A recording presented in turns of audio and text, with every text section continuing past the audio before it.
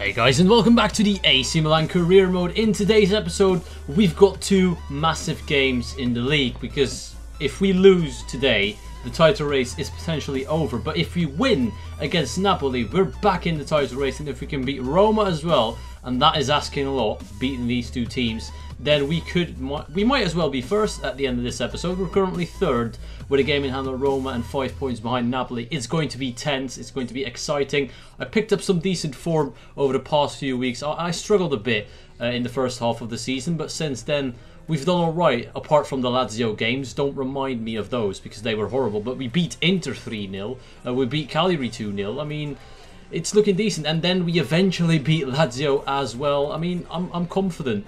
We've won so many games in a row now that it's time to go for the real test, and that is against the league leaders at the San Siro. Let's take a look at the lineup. The unfortunate thing about the team lineup is that Pogba, Lacazette and Hateboer are all injured. 3 of my best players are unavailable for some time, and that results in a weakened squad. Ali Bamba playing in centre-back, although he's a left-back, but he can play there. Aymeric Laporte not even on full fitness. David Gigla on right wing, Niang up front, Griezmann in behind. It's a weakened team, but it still looks amazing. Can we take on Napoli at the San Siro? Let's find out. Let's have a good game. Now let's take a look at the Napoli lineup. They've got Danilo in right back, a very, very solid right back. He signed for Real Madrid in real life. Other than that, it seems like the same team from the start. Gonzalo Higuain up front with Dries Mertens, Insigne and El Kaddouri behind him. It looks just like a strong team, but is it a team that can win the title in the Serie A? Let me know your predictions in the comments down below. Is it going to be them, us, or maybe even Roma? Who knows? Let me know your predictions. Other than that, it's time to play the game. Griezmann into Niang, well played. Niang first time into Gigla, back to Griezmann, into Ayew. Fantastic football by AC Milan, and what a goal to open the score today after 10 minutes. That passing was incredible. No team would have stopped that, whether it's Napoli, Real Madrid or Bayern Munich. That was outstanding football from the Rossoneri, and we take the lead. Ayew with only his first goal of the season. Great goal to start it off. Oh, as if he's going to get away with that. That's disgusting. Gonzalo Higuain with the shot just wide. The way it dropped to them was kind of fortunate, but we get away with it. El Shaarawy inside to Niang. It should have been Griezmann, but Niang is going to make the most out of it. And what a save from Roberto. That should have been 2-0, to be honest. From really close. Fantastic reflexes right there to keep them in the game. It's a penalty.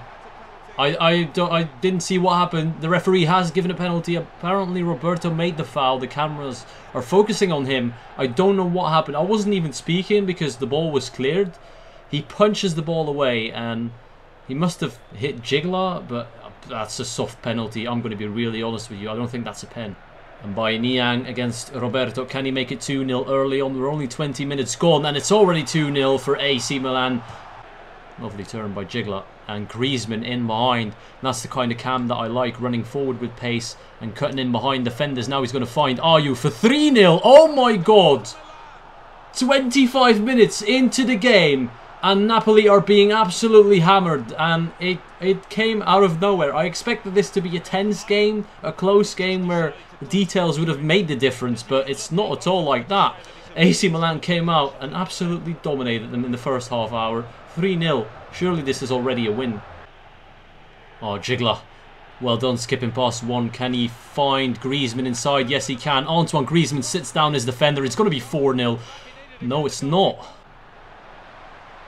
Antoine Griezmann inside. Well done. Griezmann into Niang. All the space and time in the world. Off the post. And Bayern Niang does not get his 10th goal of the season just yet. It looks like we're going to go into half-time leading 3-0, which is already something I would have signed up for. They had 2 shots off target.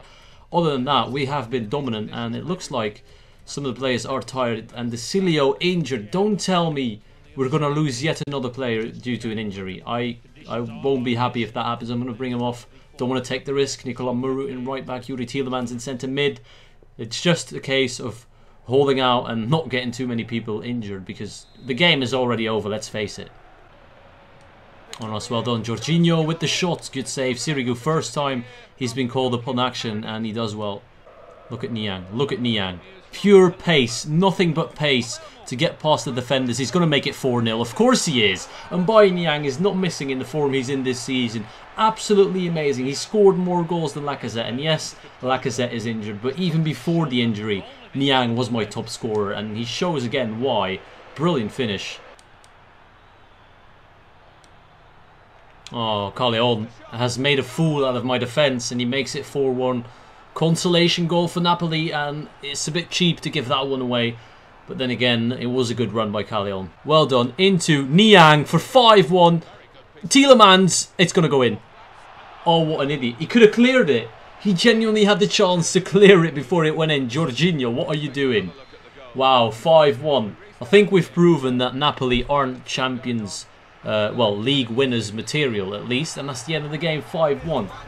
Is it just me, or any of you guys that play career mode, are top teams usually easy to beat, and the weaker teams in the league you struggle against? Because that is how I'm experiencing career mode lately. I don't know why. It's the same in my Oxford career mode as well. The top of the league sides I can beat, and I struggle against the lower ranked sides. I don't know why that is, but we've absolutely hammered Napoli 5-1. Deservedly getting man of the match as well on Mbaye Niang. The bad news is that this Silio is out for 3 weeks. So after Paul Pogba, Javier Hateboer and Alexandre Lacazette, we've now lost our only right back. It's not looking too great. And Ali Bamba wants improved wages. I'll give him that straight away. He does always put in good performances, so for me he deserves to get a upgrade in his wages. Although he hasn't featured a lot this season due to Aymeric Laporte and Nicolas Nkulu being my 2 main centre-backs. And of course Nicola Muru and Rodriguez being the left-backs. He does well. He's a good player. Alright guys, before I show you the team lineup, these are the 3 players that are currently injured. Hateboer, Lacazette and Silio. Pogba is back, but on half fitness, so I'm definitely not going to play him. This is the side I've picked. El Shaarawy, Niang and Jigla. I'm not going to mess with the front 3 or front 4 even, because they were outstanding. The midfield as well, the only changes are in defence, where Muru is replacing Silio and Nkulu is back from dealing, well, fitness issues basically. The captain is in the starting lineup for the game at the Stadio Olimpico, Roma against AC Milan. Torosidis whips one in. Benteke's on the far post.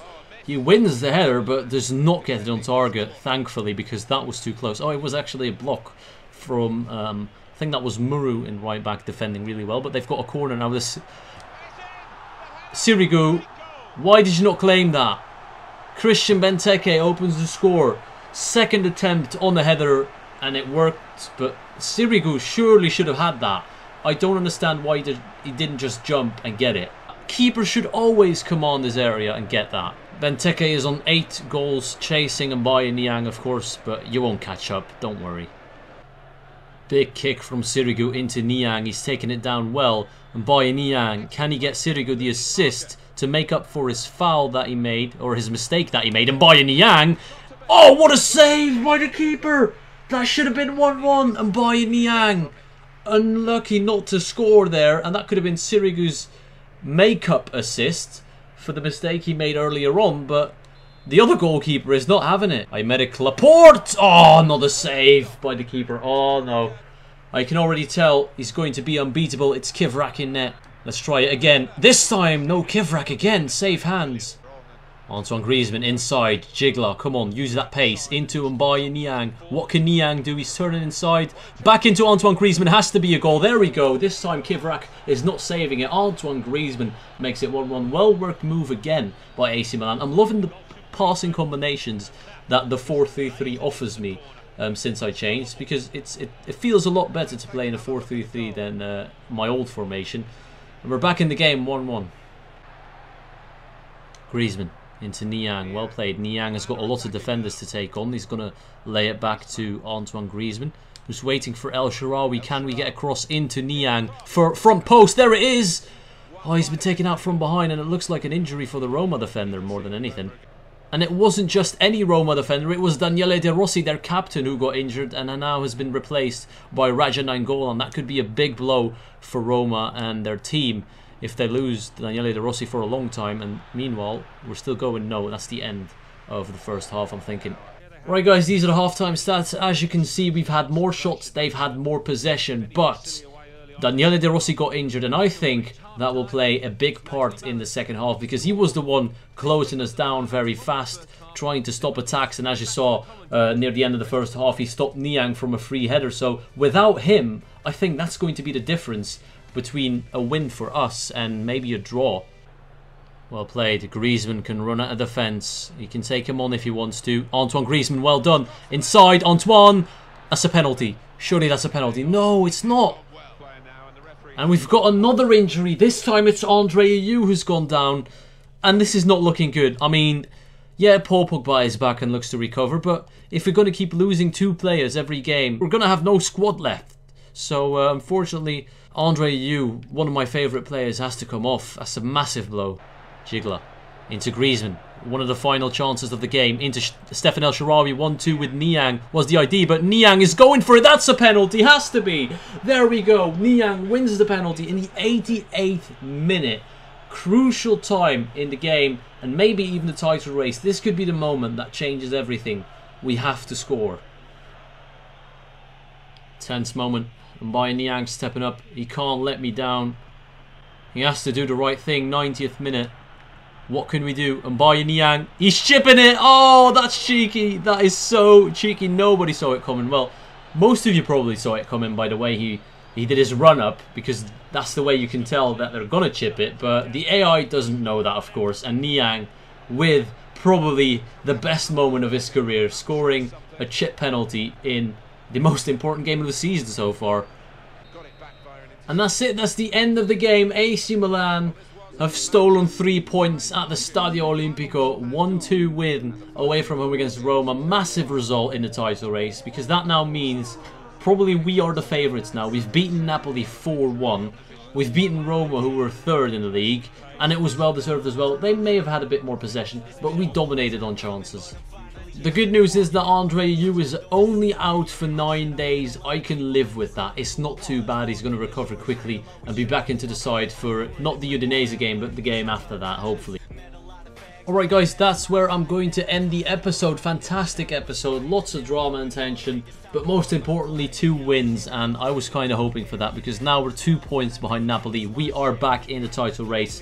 They are feeling the pressure. They got smashed by us. Hopefully that will have an effect in their next games to come, and they will drop points as well. Roma have been dealt a heavy blow as well. 6 points behind us now. It's looking good for AC Milan. We're on our way up. And we are going to play Udinese in the next episode and Zenit St. Petersburg. And you may remember that we already smashed them 3-0 in Russia. So this shouldn't be a problem at all. I might actually just sim it and move on to the Kiev game. I'm not too sure. Let me know what you think. But other than that, I'm going to end it here. I hope you enjoyed it, and thank you all for watching, and I'll see you all later.